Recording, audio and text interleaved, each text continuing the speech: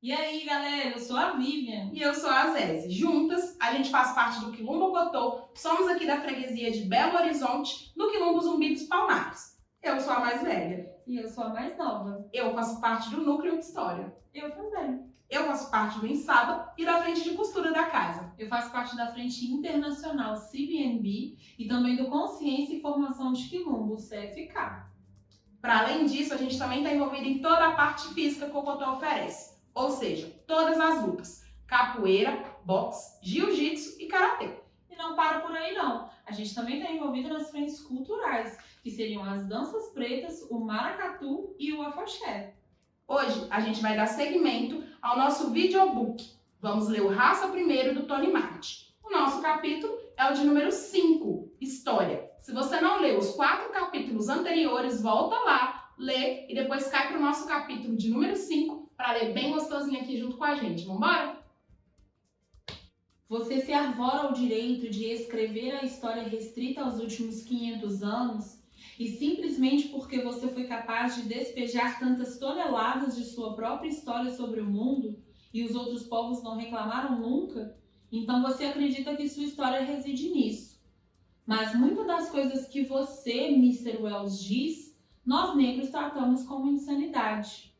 Mr. Wells pode restringir o conceito de civilização em benefício de seu grupo anglo-saxão, mas isso não significa que os demais povos que reivindicam aquela civilização que ele atribui aos outros vão abrir mão facilmente. O homem preto conhece seu passado. É um passado do qual ele pode ser nobremente orgulhoso. É por isso que estou em sua frente esta tarde. Um homem preto orgulhoso, que não desejaria ser nada em meio à criação divina, além de um homem preto. Marcus Garvey. Para fora da Europa fria, esses homens brancos vieram. De cavernas, covis e buracos sem nenhuma fama. Comendo a carne dos próprios mortos e sugando seu sangue. Ruínas das enchentes mediterrâneas. Literatura, ciência e arte eles roubaram. Depois da África já ter medido cada polo. A Ásia os ensinou o quanto o aprendizado era importante. Agora eles olham feio para o trabalho dos chineses. Marcus Garvey. Os estudos de Garvey sobre história parecem ter assumido proporções significativas durante a sua adolescência, durante seu aprendizado como gráfico. Durante esse período, ele se interessou profundamente pelos heróis pretos do Caribe, entre os quais Toussaint Louverture, líder da Revolução Haitiana, era o seu favorito. Seus primeiros artigos no Tempo Africano, na Revista Oriente e no Magazine Campeão mostram esse apreço pela história das Índias Ocidentais, no Caribe. Possivelmente, após a sua primeira viagem para fora da Jamaica, ele começou a explorar a história africana, bem como da Afro-América. Esse interesse na história africana é claramente demonstrado em um de seus primeiros escritos, Uma Conversa com os Negros das Índias Ocidentais. E aqui, ele recomenda ao público o estudo sobre Edward Wilmot Blythe. Você que não conhece nada sobre a sua ancestralidade, faria bem em ler os trabalhos de Blythe, um dos nossos historiadores e cronistas que tem feito muito para restaurar o prestígio da raça e para desfazer o egoísmo dos historiadores alheios a nós e a sua história, que tem dito tão pouco sobre nós e nos pintado de forma muito injusta. O conhecimento e o apreço de Garvey pela história de sua raça foi reforçado por muitos de seus primeiros contatos. Dusser Muhammad Ali foi o autor do conhecido trabalho sobre a história do Egito, na Terra dos Faraós. William H. Ferris, um dos primeiros editores do Negro World, havia publicado anteriormente The African Abroad. John Edward Bruce, em 1911, estava entre os fundadores da Sociedade Negra para Pesquisa Histórica em Yonkers, Nova York, e foi o seu presidente. Essa sociedade disseminava conhecimento histórico e coletava livros raros e manuscritos relacionados à história do povo preto. O crescimento da sociedade pan-africana é simbolizado pela escolha do rei Leuanica de Barô Salente como presidente honorário. Dusser Muhammad Ali estava entre os membros correspondentes, assim como Marie du Chatelier, de Bocas del Toro, Panamá, que mais tarde foi uma importante organizadora da UNIA. Essa sociedade antecedeu em 4 anos a a bem conhecida Associação para o Estudo de História e Vida do Negro, fundada por Carter G. Woodson. O secretário-tesoureiro da Sociedade Nacional para a Pesquisa Histórica foi o famoso historiador e bibliófilo Arthur A. Shambaugh, envolvido no surgimento do jornal História Negra, de Woodson, em 1916. Shambaugh sugeriu que esse jornal estaria roubando o trovão no qual somos pioneiros. O próprio Woodson, muitos anos depois, se tornaria colunista do Negro World. E entre todas as referências da vida de Garvey, de sua infância na Jamaica até seus últimos anos na Inglaterra, estava outro dos principais historiadores pretos de sua época, G. A. Rogers. História, como tudo mais para Garvey, era algo para ser usado em prol da emancipação racial. Ele usou a história primeiramente para estabelecer uma reclamação, mostrar que o homem preto vinha sendo injustiçado. Muitos dos seus escritos possuíam esse sentido histórico. Em 1938, por exemplo, ele enviou um memorando à Comissão Real das Índias Ocidentais, uma instituição do governo britânico que estava então investigando revoltas de trabalhadores e tumultos na busca por igualdade efetiva para os afro-caribenhos, as migrações resultantes em busca de trabalho onde quer que fosse, a usurpação da economia da ilha por raças estrangeiras, como forma de explicar os recentes levantes. A história, de todo jeito, podia também ser utilizada para instilar autoconfiança. Ele frequentemente apontava que em tempos passados os africanos haviam desfrutado de uma história louvável e que isso havia sido confirmado por historiadores como Heródoto, que pertenceu a uma era que se sentia menos inclinada a estabelecer mitos de inferioridade africana. Os africanos não teriam, então, nada para se envergonhar diante das alegações de inferioridade emanadas do mundo branco. De fato, o povo preto deveria mudar da defesa para a reabilitação enérgica de seu passado. O tempo é chegado, ele declarou. Para o povo preto esquecer e deixar para trás sua admiração de heróis e adoração por outras raças e começar imediatamente a criar e demarcar os seus próprios heróis. Precisamos canonizar nossos próprios santos, criar os nossos próprios mártires e elevá-los a posições de fama e honra. Homens e mulheres pretas que tenham feito contribuição destacada para a nossa história racial. A insistência de Garvey na natureza progressista do passado preto era uma reação às distorções que observou a partir da caneta dos historiadores brancos nessa era. Ele conduziu, além disso, uma campanha constante contra os escritos brancos sobre o passado preto. Em 1929, ele declarou que a história é escrita com preconceitos, simpatias e antipatias. E nunca houve um historiador branco que tenha escrito com amor ou sentimento verdadeiro pelo negro.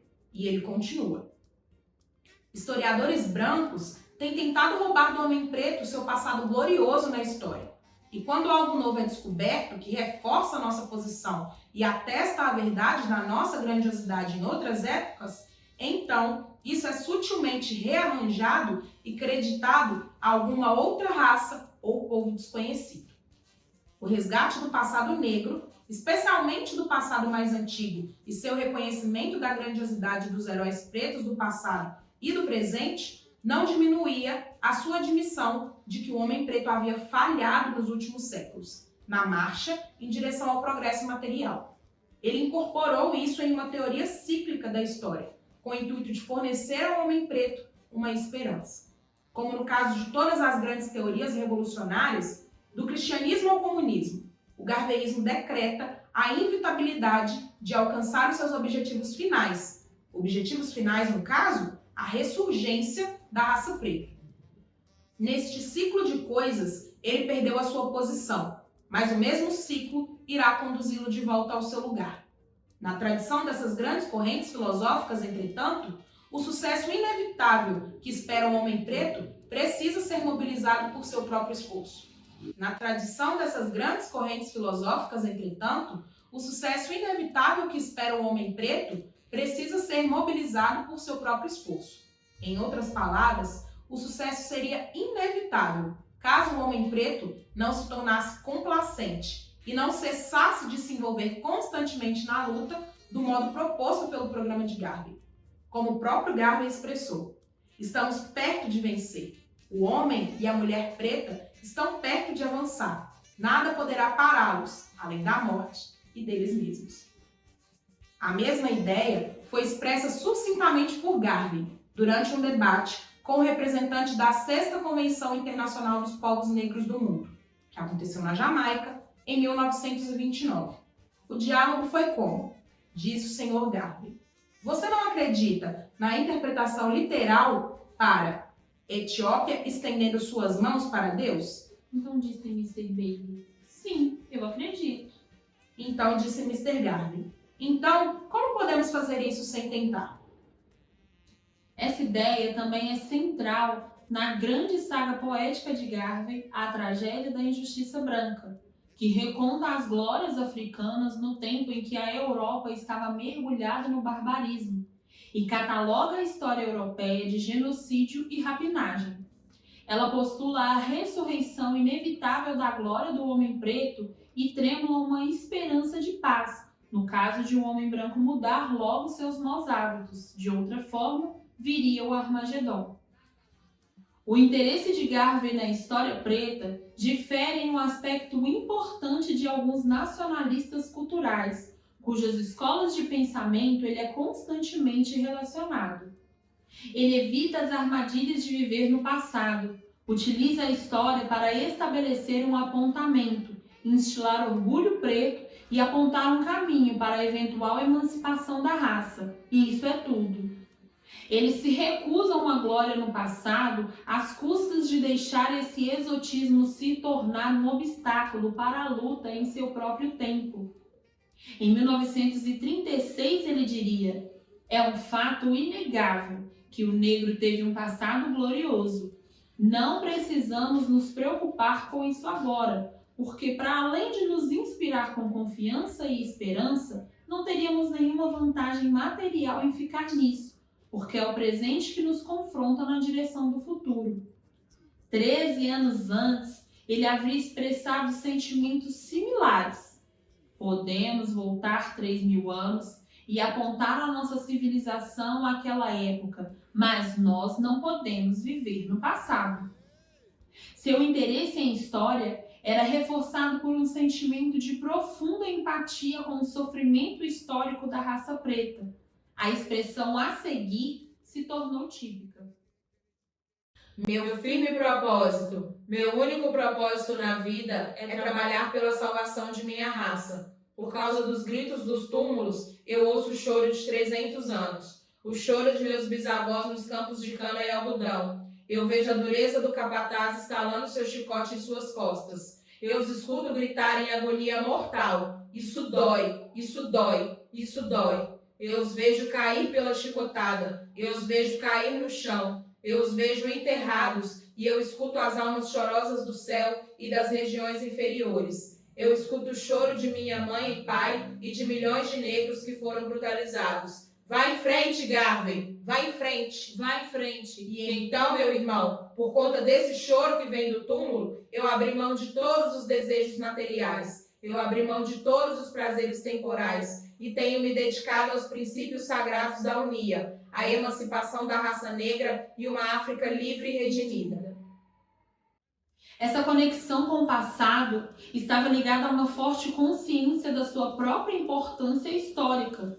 Ele frequentemente, em termos de como as futuras gerações seriam inspiradas pelo seu exemplo, bem como pelas gerações passadas cujos sofrimentos não teriam sido em vão.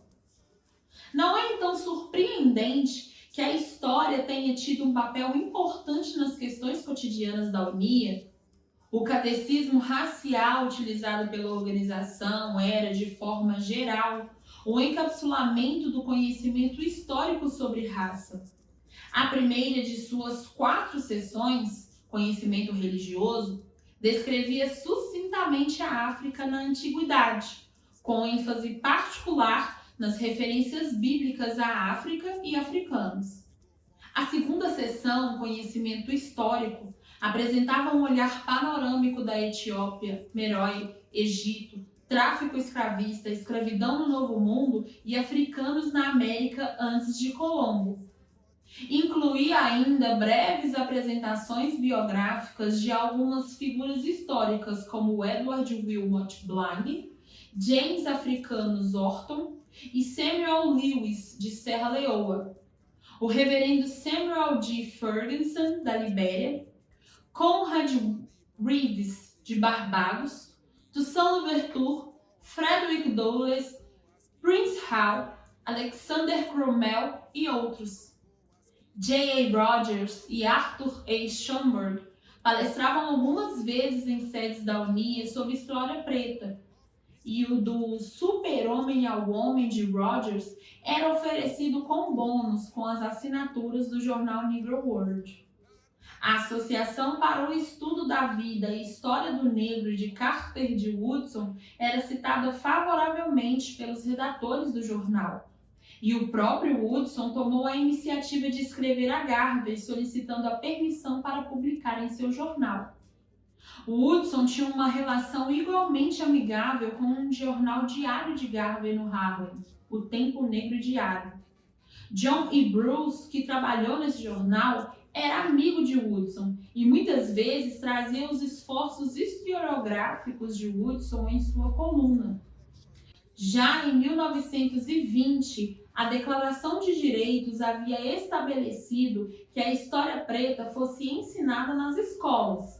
E quando a organização obteve a Universidade Liberty em Virgínia, foi noticiado que esse conteúdo seria devidamente ensinado.